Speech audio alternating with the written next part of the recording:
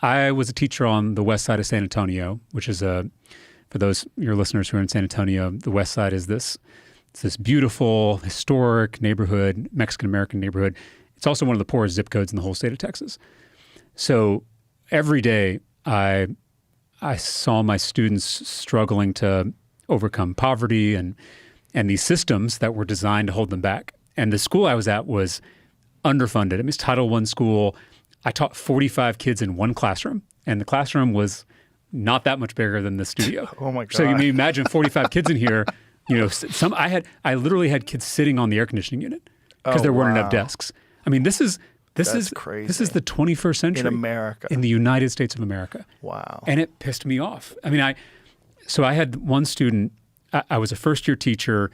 What happens in schools, especially schools in high-poverty neighborhoods where things are really hard, the administration of the school will oftentimes give the kids who need the most help, the kids who have the most troubles, to the first-year teachers, right? Almost like a hazing thing. So I remember my first year of teaching, my principal told me that I was going to get this kid named Justin, who had gotten kicked out of his elementary school the year before because he had brought a knife to school and threatened to stab his fifth grade teacher. So I was, again, first-year teacher, kind of freaked out, right? The kid shows up. One, he's not a monster. He's an 11-year-old boy, right? Like this high, right?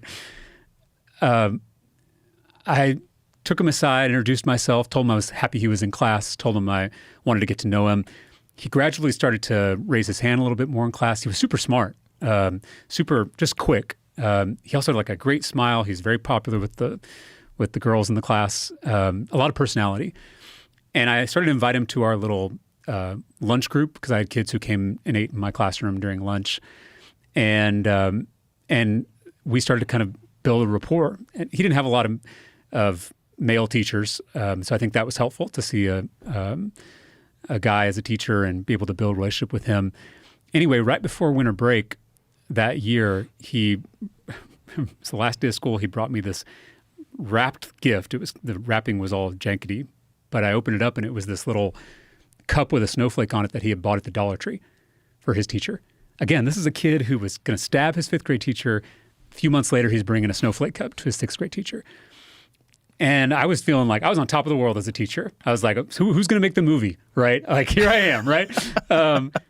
Sandra Bullock's going to play you in a movie. Yeah, who's going to play me? And then I came back after winter break. I was in my third period class, and I heard this commotion out in the hallway. So I immediately stepped out of the room to see what was going on. And there were two of our coaches, and they were both restraining Justin, either side of him. They were carrying him out of the school. He was screaming. His feet didn't touch the ground. Like he literally was just carried out of the school. I found out that he had started a fight in his third grade class, and that was his last strike.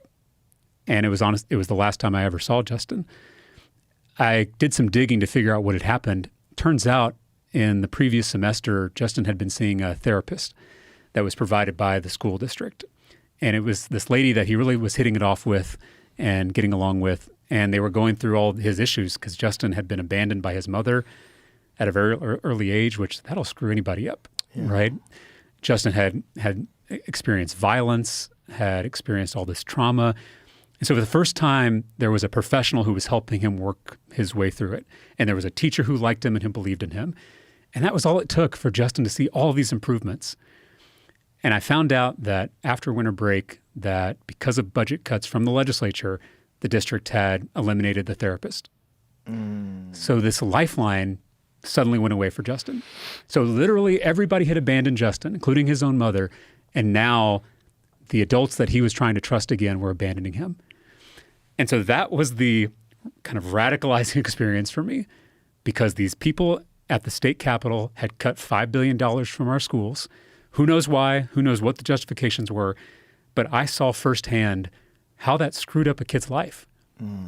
I saw the damage that did to real flesh and blood human beings. And so I promised myself right then that if I ever got a little bit of power or a little bit of influence, that I would do everything I could with every fiber of my being to stop that from happening again. So literally Justin and my students are the ones I think about when I'm at the Capitol.